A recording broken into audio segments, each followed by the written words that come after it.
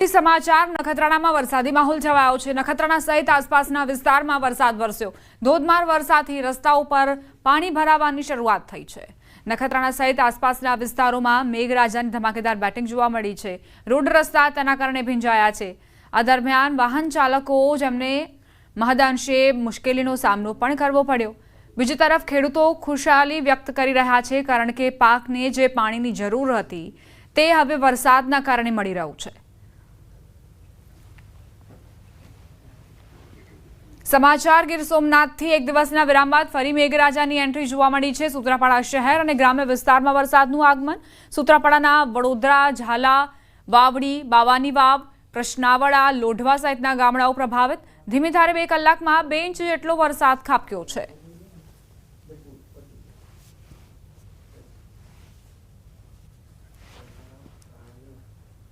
સમાચારોમાં આગળ વધીએ। યમુના નદીના જળસ્તરમાં પણ સતત વધારો થવાના કારણે મથુરામાં પૂરનો ખતરો તોડાઈ રહ્યો છે। હરિયાણાના હથિનીકુંડ અને દિલ્હીના ઓખલા બેરેજમાંથી પાણી છોડવામાં આવતા જળસ્તરમાં સતત વધારો થઈ રહ્યો છે। નદીના પ્રકોપથી અનેક વિસ્તાર જળમગ્ન થયા છે। અનેક લોકોનું સ્થળાંતર કરવામાં આવ્યું છે। નદી કાંઠા વિસ્તારના અનેક ઘરોમાં પાણી ભરાતા ભારે હાલાકી પડી રહી છે।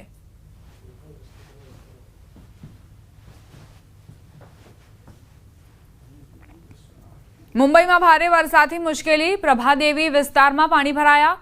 પાણી ભરાતા લોકોને ભારે મુશ્કેલીનો સામનો કરવો પડી રહ્યો છે।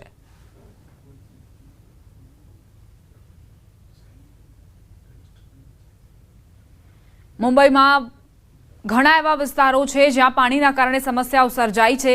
પાણીમાં ડૂબેલા રસ્તા પર સ્કૂલ બસમાં ફસાયેલા 6 બાળકો સહિત 8 લોકોને બચાવી લેવામાં આવ્યા। તેના પણ દ્રશ્યો જુઓ તો માત્ર સામાન્ય નાગરિકો જ નહીં, બાળકો પણ પરેશાન થઈ રહ્યા છે। કઈ રીતે આ સ્કૂલ બસ અહીં રસ્તાની વચ્ચે ફસાઈ ગઈ।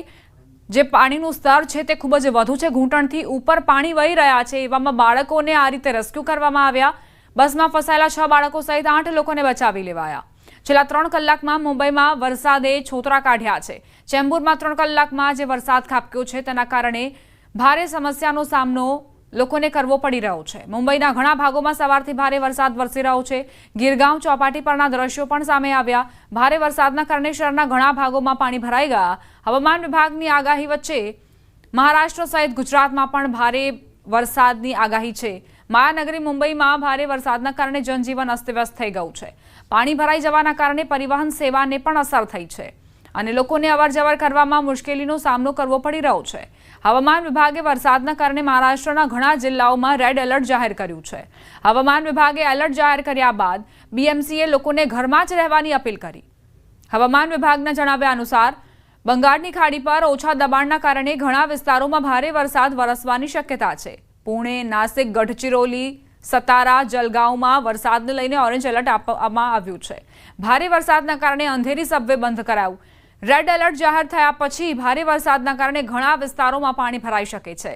સવારે પડેલા વરસાદના કારણે અંધેરી સબવે, મિલન સબવે, મુંબઈ ગાંધી માર્કેટ, કુર્લા સહિતના ઘણા મુખ્ય સ્થળોએ પાણી ભરાઈ ગયા હતા અને પાણી ભરાઈ જવાના કારણે ગાંધી માર્કેટ વિસ્તારમાં લોકોને અવરજવર કરવામાં મુશ્કેલીનો સામનો કરવો પડી રહ્યો હતો।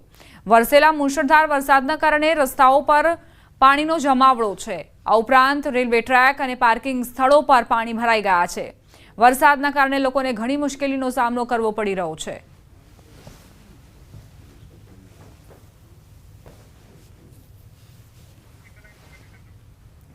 મુંબઈમાં જે ભારે વરસાદ વરસ્યો ત્યારબાદ શું સ્થિતિ સર્જાઈ છે તે આપ જુઓ।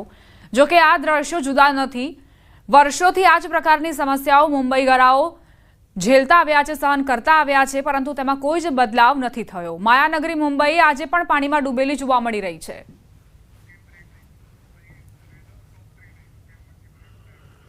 રોકાઈશું એક બ્રેક માટે। આપ જોતા રહો ન્યૂઝ 18 ગુજરાતી।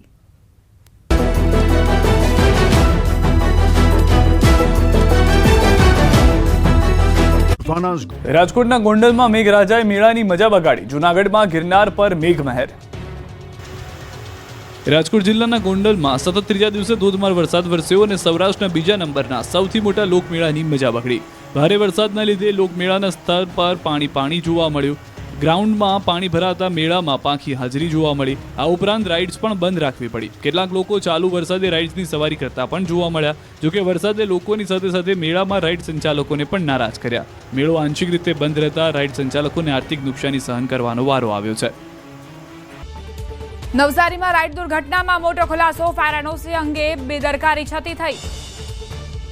સુરતના કાપોદ્રામાં કટરથી તિજોરી કાપી કરોડોના હીરાની ચોરી. આસારામને મેડિકલ ચકાસણી માટે અમદાવાદ સિવિલમાં લવાયો.